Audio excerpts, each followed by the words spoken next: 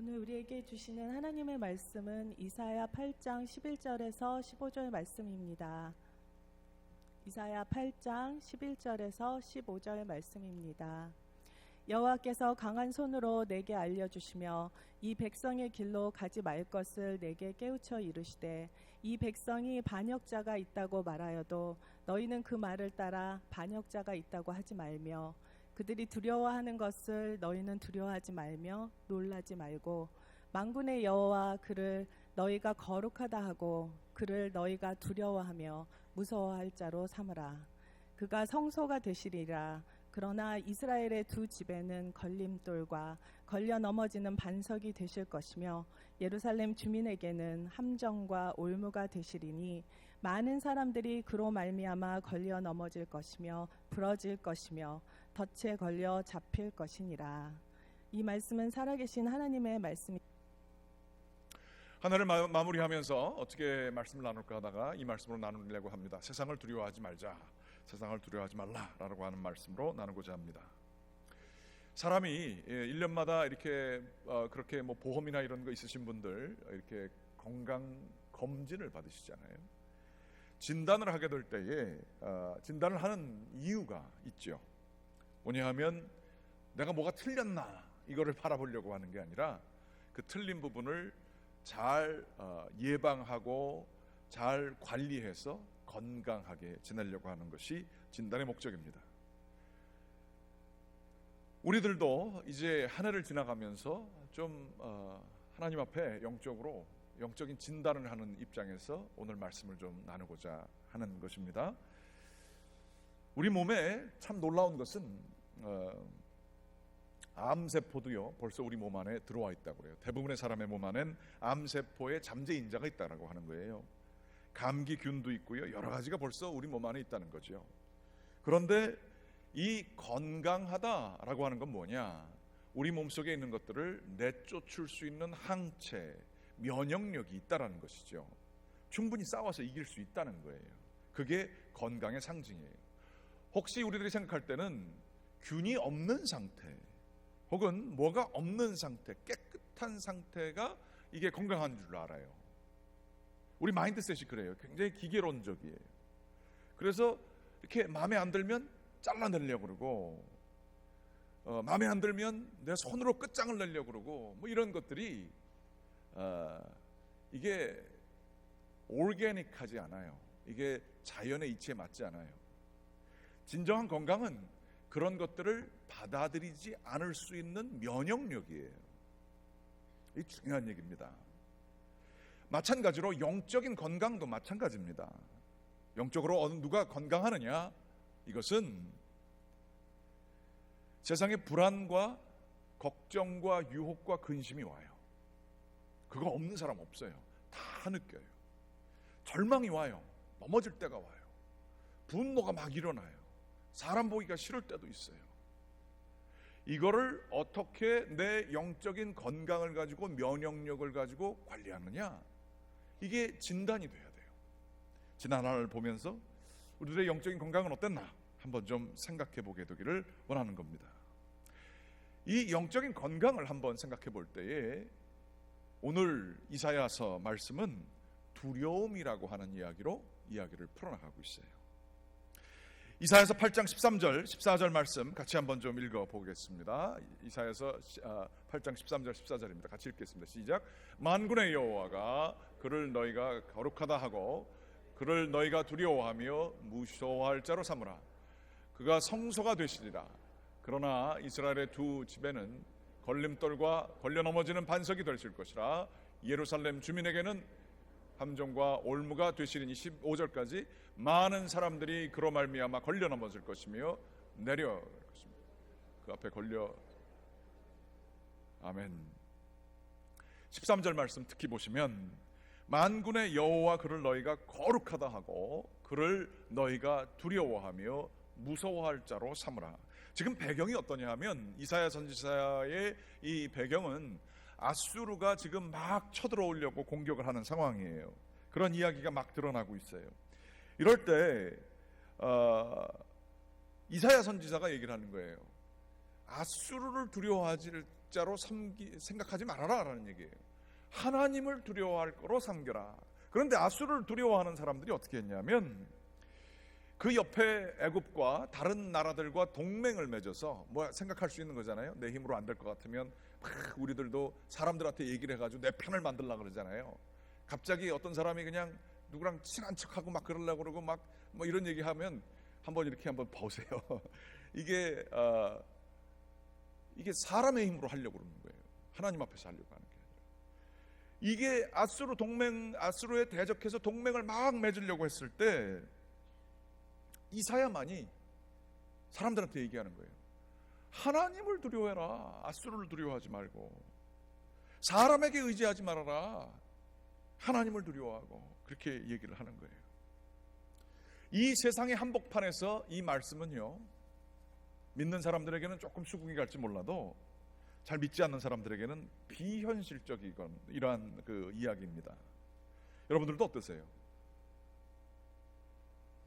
하나님을 두려워하고 세상을 두려워하고 아니면 빌 내는 거 시간 늦게 내십니까? 그건 시간 꼭 맞춰 내실 거예요. 그죠?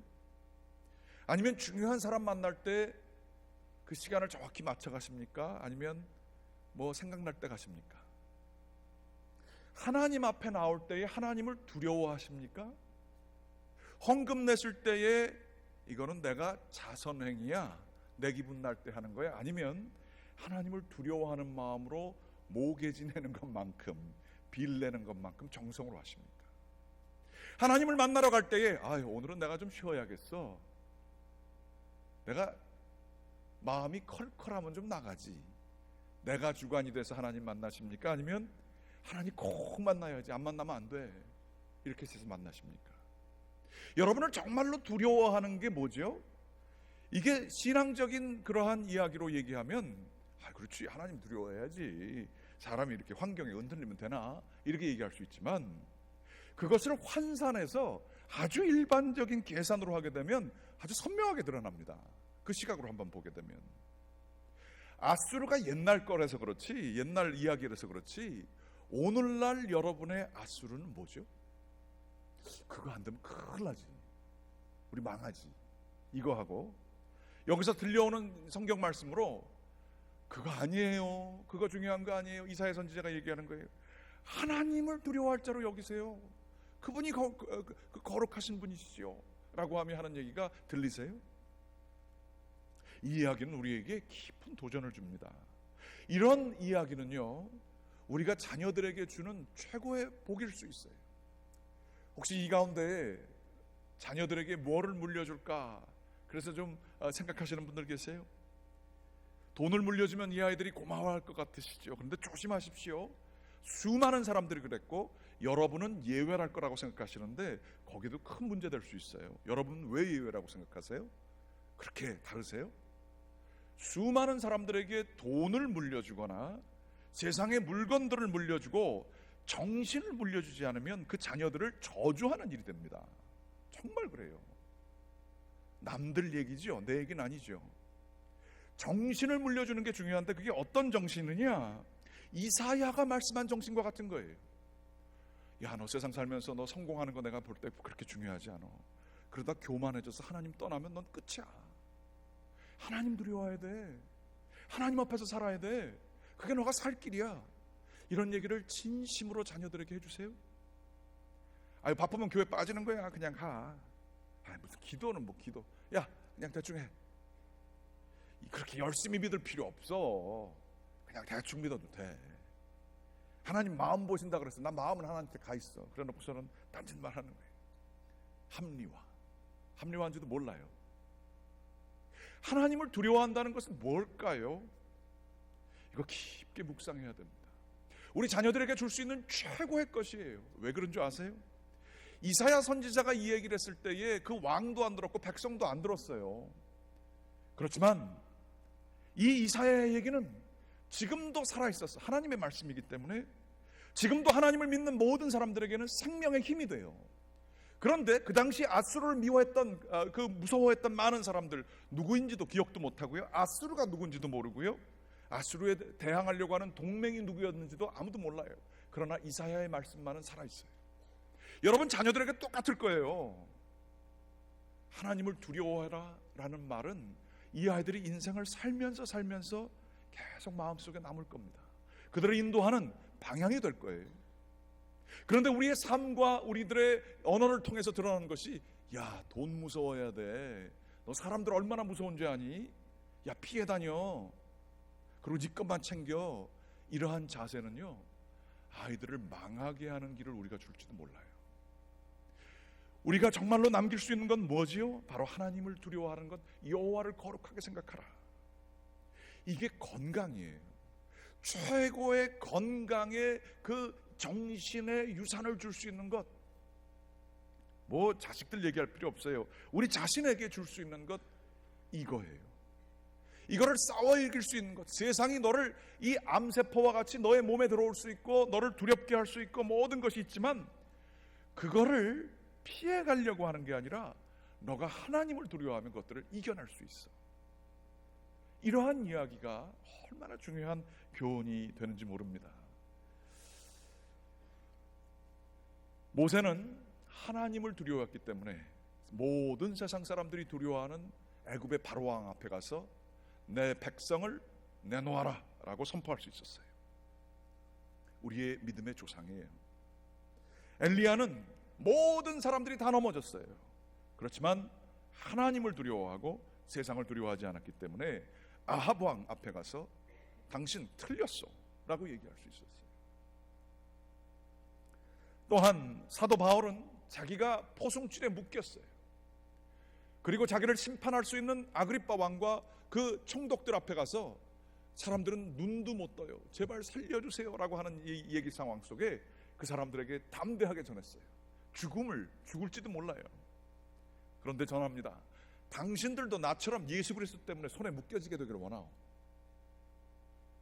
육신으로 묶여지는 게 아니라 예수 그리스도 때문에 그분에게 죄수가 되기를 원하오.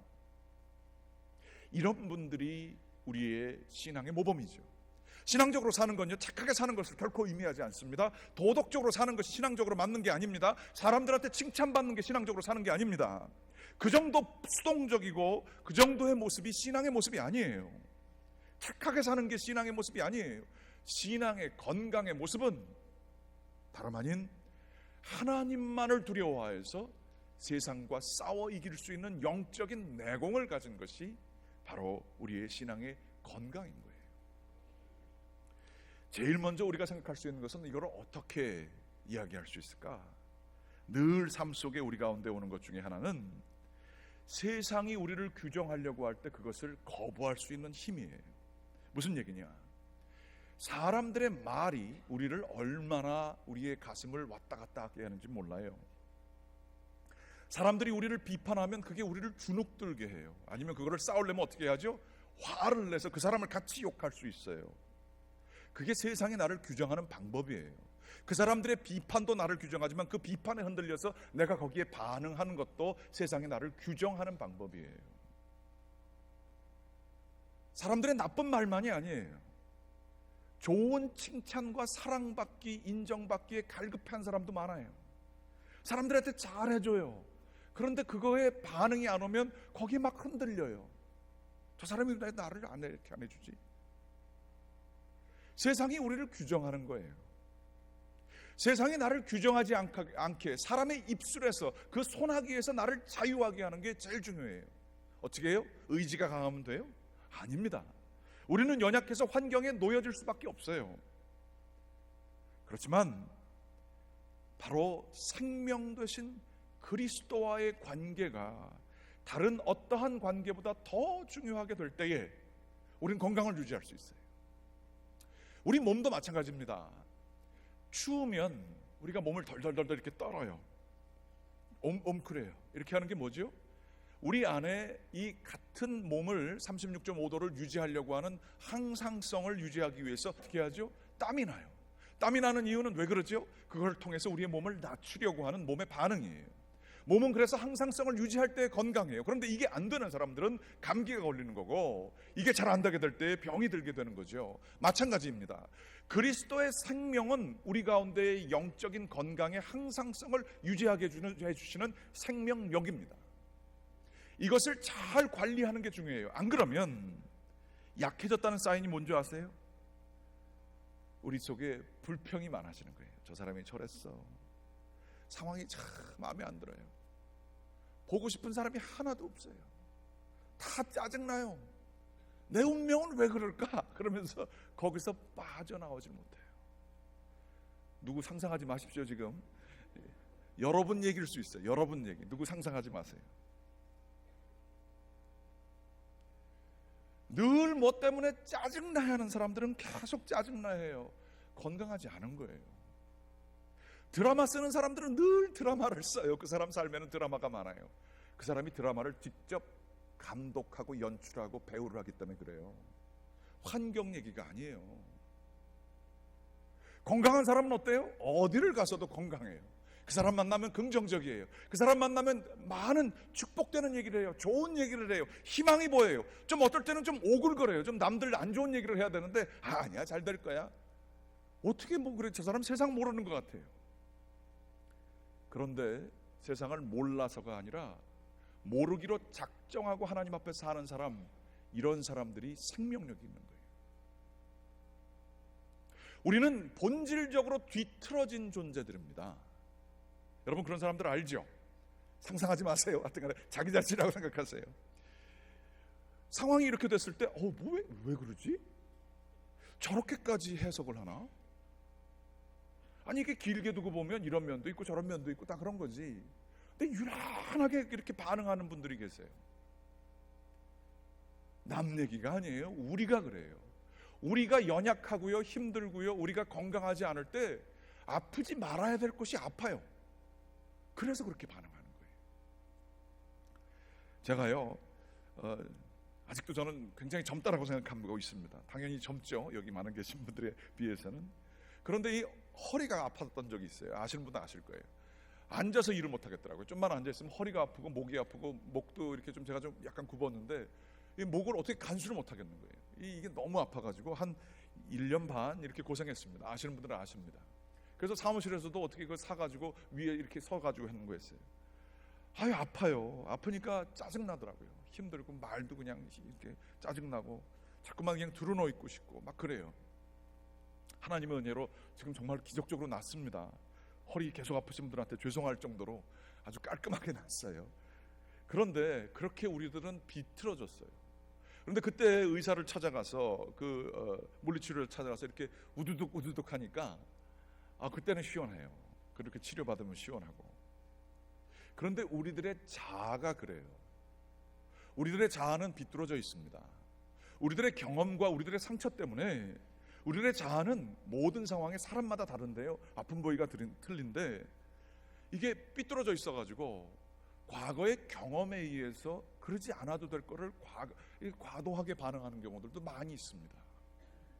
이거를 고칠 수 있는 게 뭘까요? 어떻게 하면 우리의 영혼이 우두둑해서 생명력을 그 원래 모양대로 유지할 수 있을까요? 어떻게 하면 되죠? 요한복음 17장 3절의 말씀에 이런 게 있습니다. 같이 한번 좀 읽어보실까요? 요한복음 17장 3절입니다. 같이 시작. 영생은 곧 유일하신 참 하나님과 그가 보내신 자 예수 그리스도를 아는 것이다. 여기서 아는 것은 지적으로 아는 걸 의미하는 게 아닙니다. 영원한 생명은 죽은 다음에 하나님 나라에서 가지는 것도 되지만 그것만이 아닙니다. 여기에 의하면 영원하신 그분, 생명 되신 그분을 긴밀하게 교제하게 될 때에 그분의 생명이 나한테 오는 거예요. 여러분 아시겠죠? 성령 받은 사람, 하나님을 아시는 분들 다 경험하신 거예요. 하나님과 깊은 교제 가운데 놓여지게 되면 어떻게 되죠? 눈물이 괜히 납니다. 내가 정말 틀렸었구나. 하나님 앞에서 내가 정말 바르지 못했구나. 내가 세상적인 것만 너무 바랬었구나. 이런 것들이 깨달아지면서 하나님 앞에서 죄송해서 막 눈물 나. 때로는 왜 눈물 나는지도 모르는데 눈물 나요. 그거 건강한 사인이에요. 몸이 맞춰지고 있다는 얘기입니다. 또한 몸이 맞춰지게 되면 어떤 일이 일어나게 되느냐? 힘들고 어려운 일인데 하나님께서 그 일들 주신 것 제가 감당하겠습니다. 그게 커 보이지 않아요. 하나님이 함께 하시기 때문에 그것들 충분히 감당할 수 있을 것 같아요. 불평 나기보다는 감사가 막 나와요. 여기라도 감사합니다. 저래도 좋습니다. 마음에 기쁨이 우러나요. 이게 그리스도 예수의 영원한 생명이 우리 가운데 임했을 때 그래요. 영생이. 그런데 여기로부터 멀어지게 되면 어떻게 되는지 여러분 상상하실 수 있죠? 안 좋은 것만 보여요. 화날 일만 많아요. 사람들이 무서워서 자꾸만 숨고 싶어요. 이거 생명력이 없어진 거예요. 편하고 싶어요. 짜증나요. 여기에 뭐가 없는 거죠? 생명이 없어요. 애들이 정말로 아주 생명이 충만한 아이들은 뛰어놉니다. 그리고 늘 밝게 많이 웃습니다. 애들은 우리보다 웃는 게 3배, 5배 정도가 많다 그래요. 왜 그러죠? 그 아이들에겐 육신적인 생명력이 있기 때문에 그래요. 우리들도 마찬가지로 하나님의 생명이 우리 가운데 거하면 영혼이 맑아집니다. 깨끗해집니다. 하나님이 살아계신 증거예요. 하나님 안에서 정말로 모든 것들을 내려놓게 되면 이러한 것들이 저에게 주어지는 것이죠. 우리 영혼이 비뚤어졌던 것들이 바로 잡아지게 되는 거예요. 여러분의 영혼을 한번 진단해 보십시오. 예수 그리스도의 생명이 있습니까? 예수님이 여러분에게 중요하십니까? 하나님 앞에서 마음을 다 내놓고 전심으로 하나님 앞에서 순전하기 위해 죄를 고백하고 하나님 제가 좀 바르게 해주세요, 건강하게 해주세요 기도하십니까? 아니면 비뚤어져서 모든 게 다 마음에 안 들고 그러면서도 어떻게 갈지도 모르고 어디 할지도 몰라서 이상한 일들만 하면서 혹시 지내진 않으세요? 외로움을 달랠 줄 몰라서 그저 사람들하고 얘기하지만 그 사람이 나의 위로가 되지 않는 것들 내가 너무 잘 알고 있지 않으세요? 어디 가서 다 쏟아놓지만 그것도 마음에 들지 않지 않으세요? 또 다른 문제를 만들지 않으세요? 참된 생명 되신 그리스도, 그 영원하신 생명을 깊게 아는 게 영생이에요. 그 안에서 우리의 영혼은 자유해질 수 있고 건강해질 수 있고 외부의 불안과 외부의 근심과 걱정들을 물리칠 수 있는 그러한 영적인 건강함이 우리에게 주어진 줄 믿습니다. 요한일서 4장 18절 말씀 같이 한번 읽어보겠습니다. 시작. 사랑 안에는 두려움,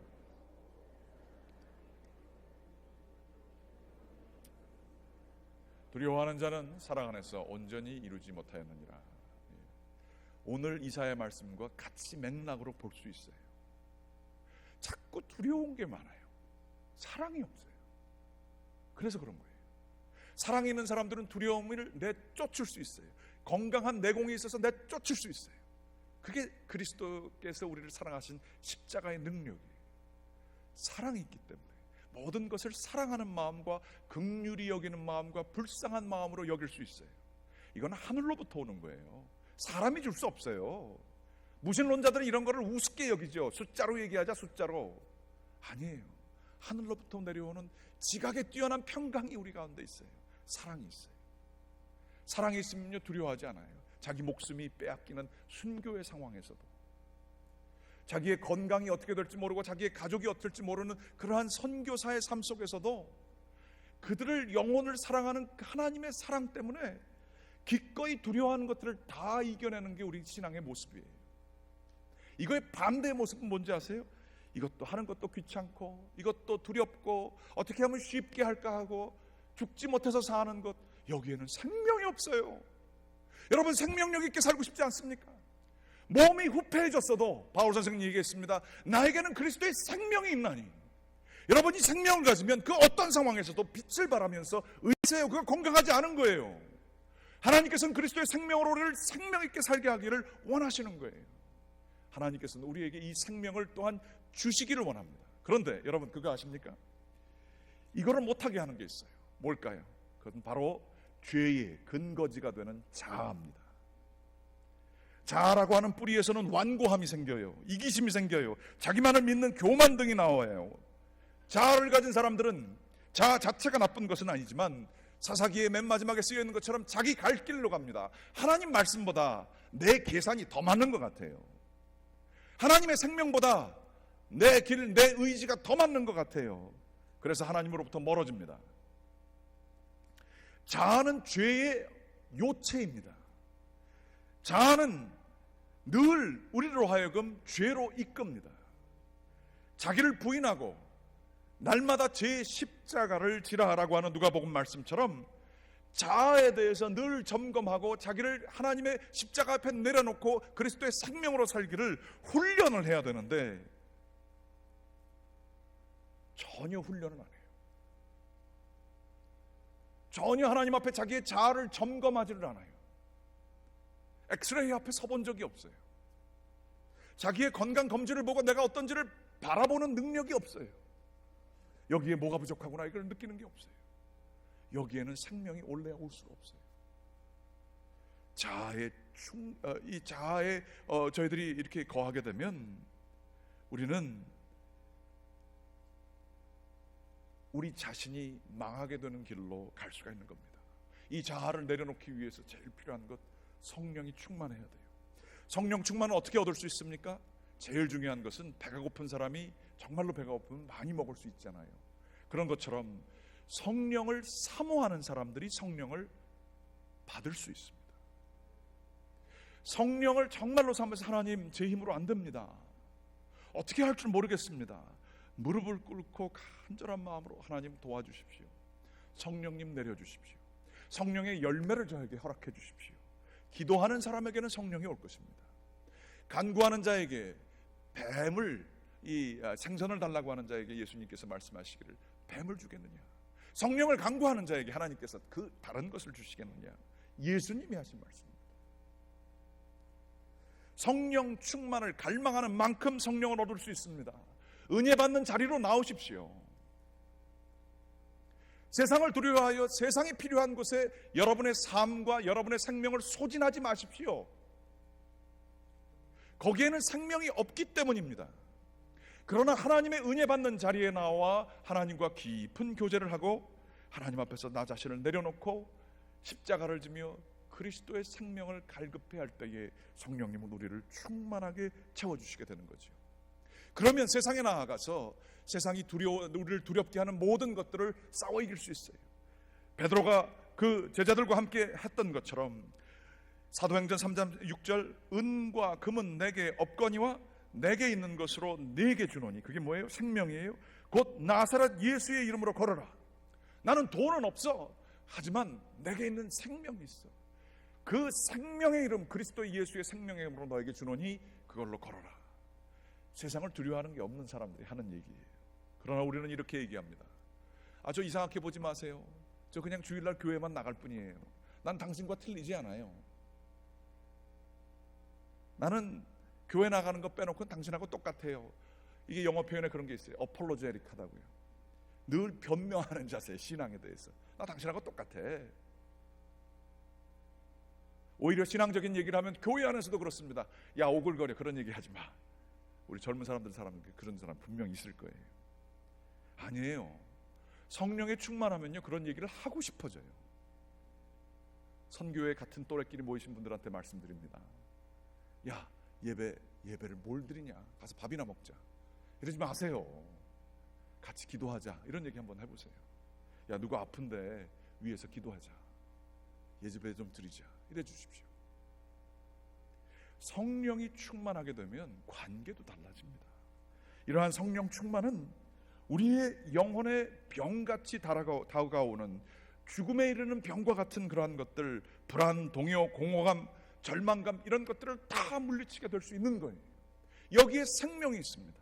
그것을 갈급해하는 자들에게 하나님께서 성령을 충만하게 주십니다. 여러분, 하나님 두려워하시는 한 해가 되기를 간절히 기원합니다. 마지막으로 말씀을 드리면 이 말씀을 드리고자 합니다. 제가 아는 좋아하는 목사님이 있습니다. 우리 감리교 목사님이신데 김병삼 목사님이라고. 그분이 밤 11시에 밤늦게 이렇게 들어왔답니다. 그런데 거기 식탁에서 자기 아들이 닭똥 같은 눈물을 흘리면서 이러고 있더래요. 왜 그랬나? 학력고사를 보고 학교를 지원했는데 재수를 할 수밖에 없는 상황이 됐다는 거예요. 그러면서 그 아들이 인생의 쓴맛을 처음으로 보는 겁니다. 아버지로서 마음이 찢어지는 것 같아서 같이 식탁에 앉아 한참을 앉아있다가 이 아이에게 무슨 얘기를 해줄까? 이 아이가 신앙이 좋아서 나중에 목회를 할 마음도 있었던 친구라고 합니다. 아버지가 얘기했답니다. 야, 너가 담임 목사라면 이력서에 하나도 실패는 모르고 그냥 순항한 사람을 쓰겠냐, 아니면 재수한 사람, 인생의 쓴맛을 아는 사람을 쓰겠냐? 인생의 쓴맛을 아는 사람을 이렇게 써야 되지 않겠어요?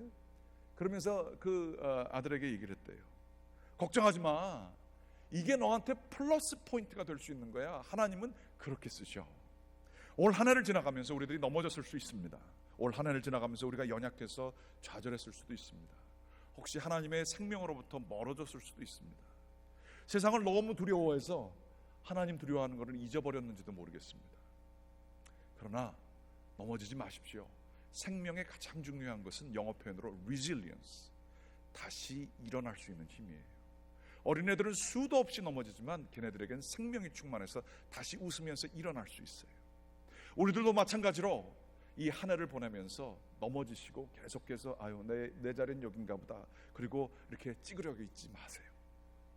예수 그리스도의 생명 안에 충만하게 거하셔서 다시 툭툭 털고 일어나시고 그리스도 예수 앞으로 나와서 생명력을 가지고 환경에 끌려다니는 게 아니라 환경을 이겨내시는, 세상이 우리를 규정하는 게 아니라 세상을 우리가 규정할 수 있는 그리스도의 생명으로 살아가시는 저와 여러분 되시기를 주님의 이름으로 간절히 축원합니다. 기도하시겠습니다. 하나님 감사합니다. 주님께서 저희들 한 해 은혜로 지켜주셨습니다. 많은 도전이 있었고 저희들이 도전 앞에서 넘어졌었습니다. 특별히 작년 한 해 쉽지 않은 일들이 갈보리 교회의 공동체 내에도 있었습니다. 병에 걸리신 분들, 아프신 분들, 참 힘들고 어려운 시간들이 저희에게 있었습니다. 그러나 아버지 하나님, 하나님의 은혜는 저희의 생각하는 환난과 고통, 그 모든 것들을 합력하여 선을 이루시는 것처럼 모든 것을 사용하셔서 아름답게 이끄시는 주님의 놀라우신 경륜의 손길이 있음을 믿습니다. 아버지 하나님, 원하고 기도를 드리오니 주님을 믿고 주님이 주시는 생명력으로 일어나는 새로운 한 해 2018년 맞이할 수 있도록 도와주시옵소서. 예수